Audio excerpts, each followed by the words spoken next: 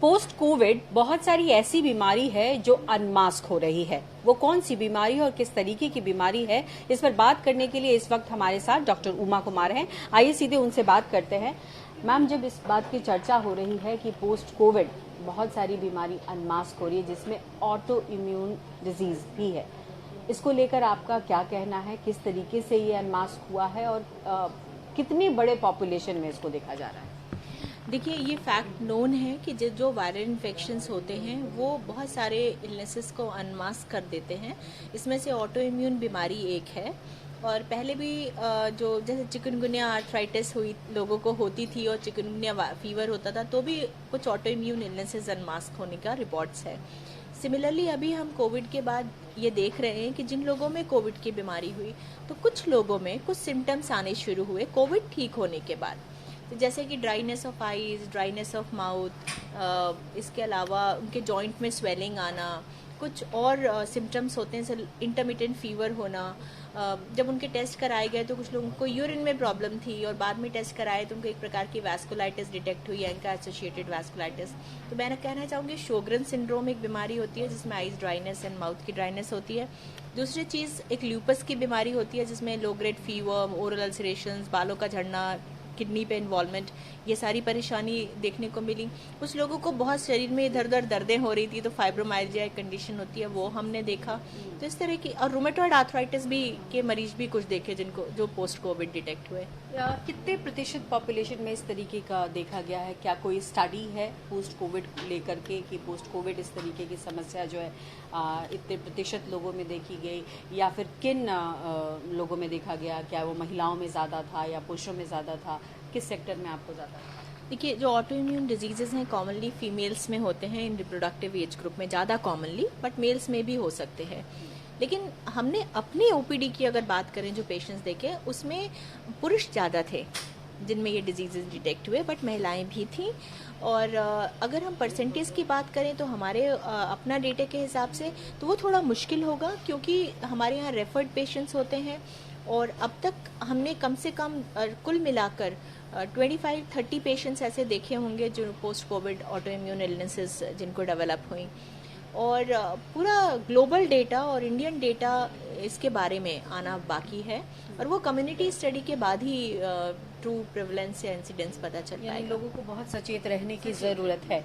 ऐसे में ये भी सवाल कि पोस्ट कोविड जो सीवियरिटी को लेकर चर्चा हो रही थी कि जिनमें बहुत सीवियर रहा हो उसमें तो पोस्ट कोविड सिम्टम दिखे, लेकिन जिनको बहुत माइल्ड कोविड हुआ, क्या उनमें भी किसी तरीके की समस्या दिख सकती है या नहीं दिख सकती? मतलब इसका सीवियरिटी से क्या लेना देना है? जितने ऑटो इम्यून डिजीजेज हैं, या फिर मैं बात करूं पोस्ट कोविड सिंड्रोम की, तो उसका सिवियरिटी से कोई लेना देना देखने में नहीं मिला। ना तो जेंडर्स के से कुछ इसका कोई रिलेशनशिप देखा गया। हॉस्पिटलाइजेशन से कुछ न्यूरोकॉग्निटिव चीज़ें ज़रूर देखी गई थी, लेकिन हॉस्पिटलाइजेशन से भी इसका रिलेशनशिप नहीं हुआ। तो ये माइल्ड लोगों में भी उतने ही कॉमनली मिल सकता है जितना कि सीवियर इलनेस वालों को।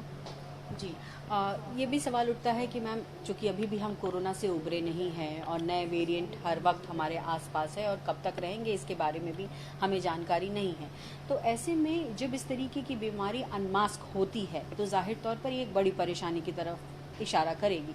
कैसे सचेत रहे, कैसे समझे लोग, खासकर कि आम लोगों तक इसकी समझ भी इतनी नहीं है, तो ऐसे में लोगों को किस तरीके से जागरूक किया जा सकता है? देखिए, जागरूकता के लिए तो आप लोग बहुत बड़ा रोल प्ले कर रहे हैं, वो विजिबल है, और उसी का नतीजा है कि बहुत सारे लोगों में ये जानकारी पहुंची है और वो हॉस्पिटल पहुंच रहे हैं, डॉक्टर को कंसल्ट करते हैं। तो लोगों को मैं ये कहना चाहूँगी कि किसी भी वायरल इन्फेक्शन के बाद छोटी मोटी परेशानी रहना आम बात है, लेकिन अगर उनके लक्षण, चाहे वो जो मैंने बोले वो हैं, या फिर कुछ ऐसे लक्षण जो किसी भी ऑर्गन से रिलेटेड हैं, तो उनको एक बार फिजिशियन से कंसल्ट ज़रूर करना है। सब लोगों को वैक्सीनेट ज़रूर कराना है जिससे कि उनको कोविड हो ही ना, क्योंकि माइल्ड, जैसा कहा कि माइल्ड और मॉडरेट दो या सीवियर से इसका कोई रिलेशनशिप नहीं है।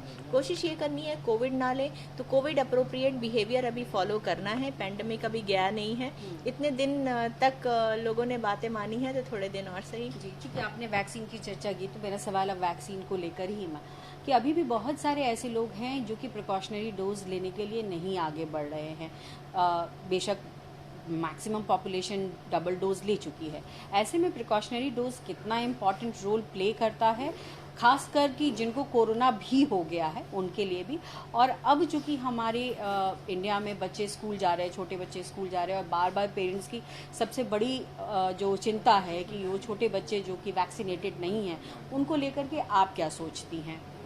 देखिए, जो छोटे बच्चे हैं स्कूल जा रहे हैं, तो बड़ों को ये पूरी कोशिश करनी है कि स्कूल दोबारा से बंद ना हो जाए।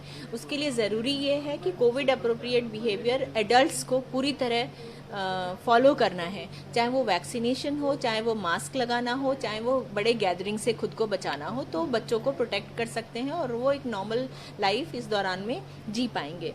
दूसरी चीज़, आपने बात की प्रिकॉशनरी डोज की, तो ये हम जानते हैं कि जो एंटीबॉडीज़ हैं जो डिटेक्ट हुई है, या जो इम्यून स्टेटस इंडिविजुअल का है वैक्सीनेशन के बाद, तो ये देखा गया कि जो एंटीबॉडीज़ हैं वो धीरे धीरे करके कम हो जाती हैं।